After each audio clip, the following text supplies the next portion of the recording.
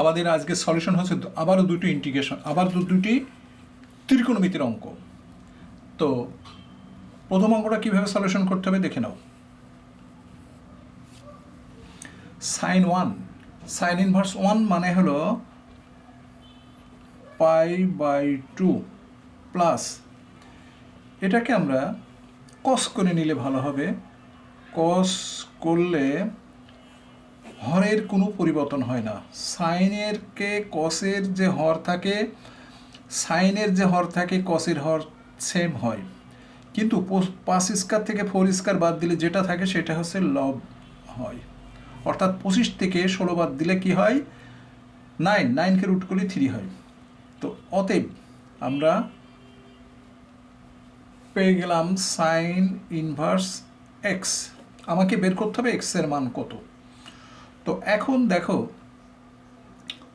তো অতএব এই যে সাইন ইনভার্স এক্স আমরা লিখেছি, সাইন ইনভার্স এক্স সমান π/2 প্লাস কস ইনভার্স 3/5। অতএব এই এক্স সমান আমরা লিখতে পারি, সাইন ইনভার্সটা এদিক চলে গেল, সাইন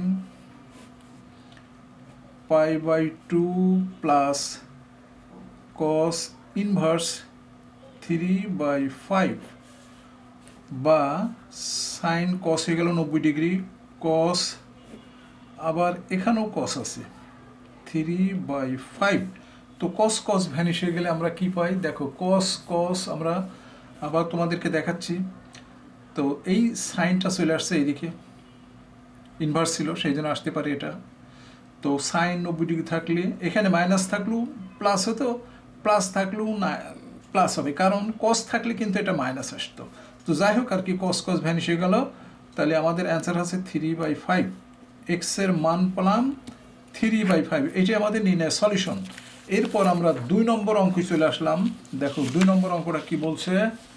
2 নম্বর অঙ্ক বলছে এর মান কত, এর মান কত। তো মানটা বের করতে হলে আমাদেরকে কি করতে হবে, √3, এটা সাইন করে নিতে হবে। সাইন করলে নিচে চলে আসবে, সাইন করলে কি হবে, নিচে চলে আসবে সাইন 20 ডিগ্রি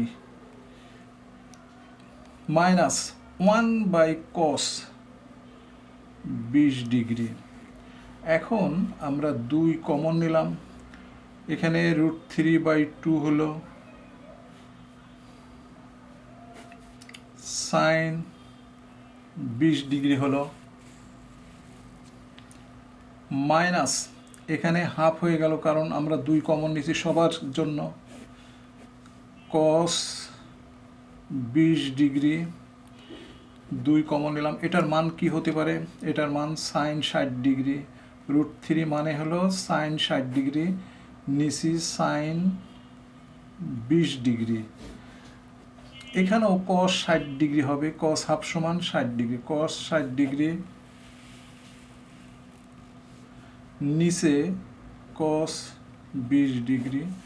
এখন যদি আমরা লসাও করি, এখানে সাইন, দেখো এখানে সাইন চলে গেল, সাইন 60 কস 20 আবার কস 60 সাইন 20, নিচে থাকছে সাইন 20 ডিগ্রি কস 20 ডিগ্রি। উপরেরটা দেখো সূত্র পড়ে গেল, উপরেরটা কি হচ্ছে, সূত্র পড়ে যাচ্ছে উপরেরটা। উপরেরটা কি সূত্র পড়ে গেল দেখো, sine A minus B, sine 60 degree, sine 60 degree minus 20 degree, নিচে আছে সাইন 20 ডিগ্রি কস 20 ডিগ্রি।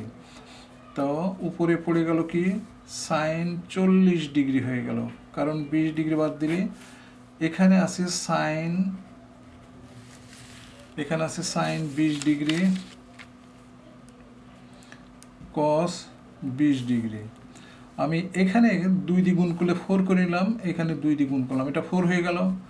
তাহলে 4 সাইন 40 ডিগ্রি আর এটা সাইন 40 ডিগ্রি। তাহলে আমাদের অ্যান্সার হচ্ছে 4। অ্যান্সার কী হলো? 4 হলো। এটা কেটে গেল, অর্থাৎ অ্যান্সার 4।